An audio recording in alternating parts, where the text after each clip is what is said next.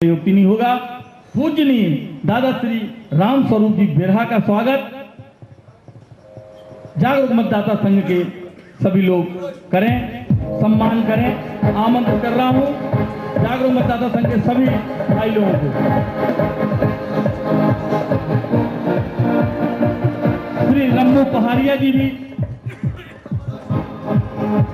श्री प्रवीण पटेल जी, भाई संजय चौधरी जी, प्रदीप चौकसे जी, पप्पू वकील खान जी,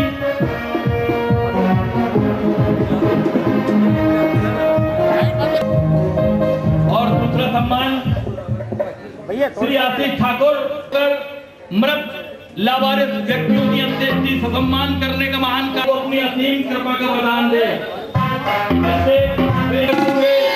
अपने आप को गौरवान्वित महसूस कर रहा है। जोरदार तालियों से स्वागत करें इस भाई के सम्मान हेतु।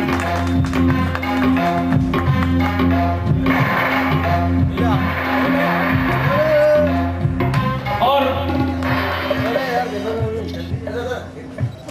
भाई भाई भाई भाई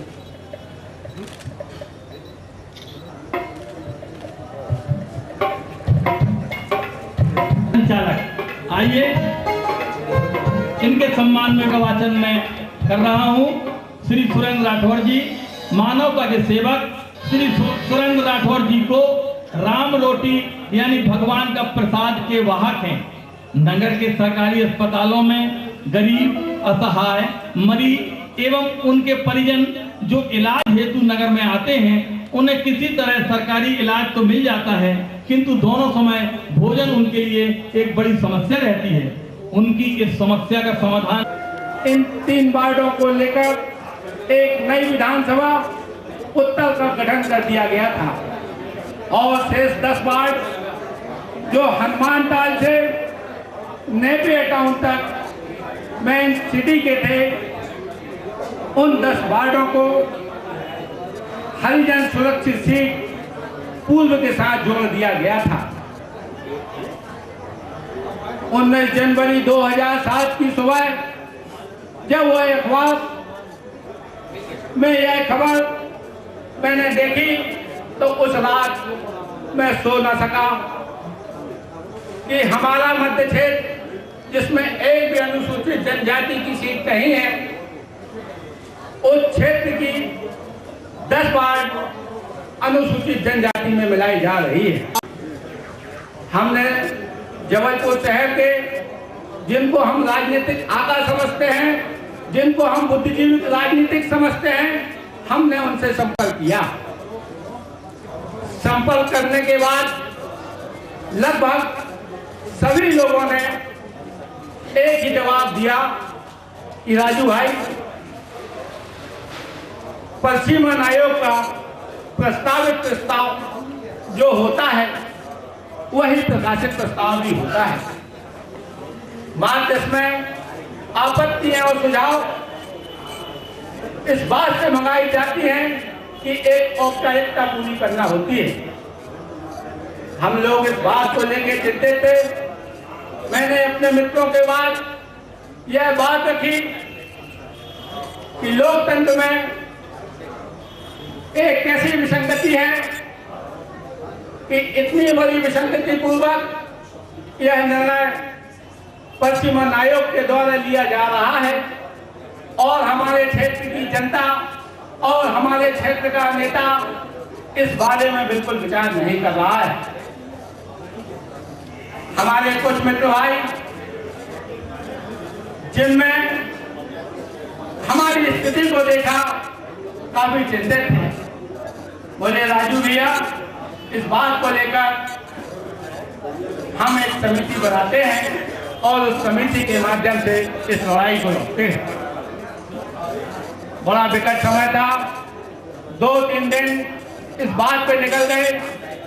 1 फरवरी तक आपत्ति और सुझाव भेजना थे, लेकिन दुर्भाग्य से उसी समय पर इतनी विसंगतियां पैदा हुई कि जबलपुर शहर में और खासकर मध्य क्षेत्र जिस चपेट में आया, कर्फ्यू का समय भी वही था, मोहर्रम का समय भी वही था, एक इतवार भी पड़ा छुट्टी का, लेकिन उसके बाद भी हम लोगों ने यह प्रयास कर आपत्ति और सुझाव पश्चिमन आयोग के पते पर दिल्ली भेज दिए। तो दोस्तों, इस तरह जागरूक मतदाता संघ का गठन हुआ और उस गठन के बाद जागरूक मतदाता संघ को जो पत्रकार भाइयों ने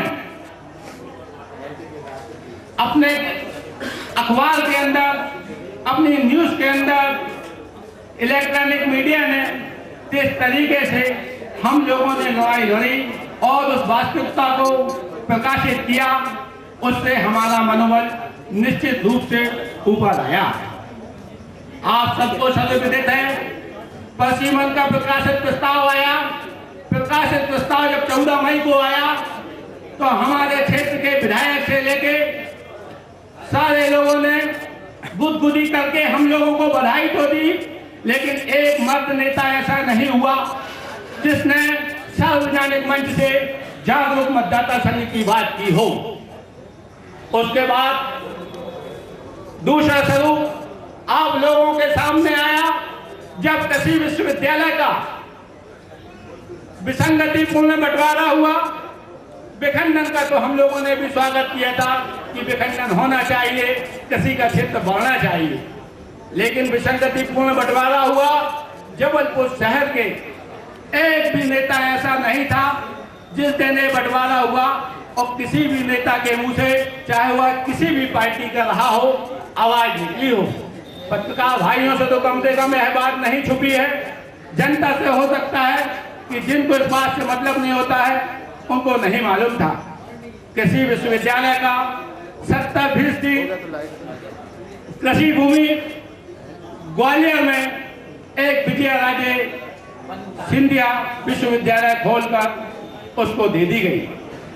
हमारा विश्वविद्यालय भूमि के आधार पर 1964 में जिसका जन्म हुआ था, जबलपुर का गौरव था, वह एशिया में भूमि के आधार पर सबसे बड़ा महाविद्यालय कहलाता था।